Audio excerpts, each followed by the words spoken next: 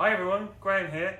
I'm here to introduce to you the latest white wine in our Australian tasting box, the Tahbilk Museum Release 2012 Marsanne. Now, Marsanne as a grape variety is something that you don't often come across as a varietal. We were just talking amongst the team and we've only had a handful in all of our years in the wine trade, but you do often come across it from the sort of Rhone Valley in White Châteauneuf-du-Pape, Côte de Rhônes, etc, etc. But this comes from the Nagambie Lakes in central Victoria. You're sort of talking about 50 miles north of the city of Melbourne. Really nice, cool climate, which allows Marsanne to really sort of ripen for a long time and produce a wine of sort of real intense aroma and flavour while still being lovely and crisp. Now usually when we talk about white wines that are as old as 9 years old like this, you're thinking you're going to get sort of a sort of orangey sort of coloured wine that's sort of had some oxidative aging, but I don't know if you can see this in the glass. It is as pale lemon as you like, and when you smell it, it's full of sort of citrus flavours and honeysuckle.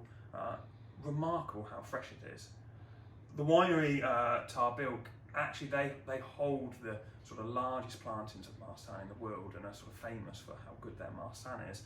And they make this in a reductive style of winemaking.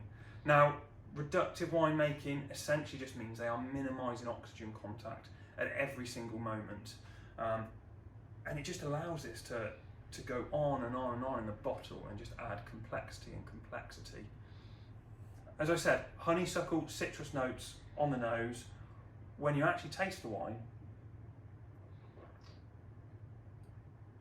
for sure, it's just as fresh as I described a minute ago, but there's some real body and intensity to the white wine.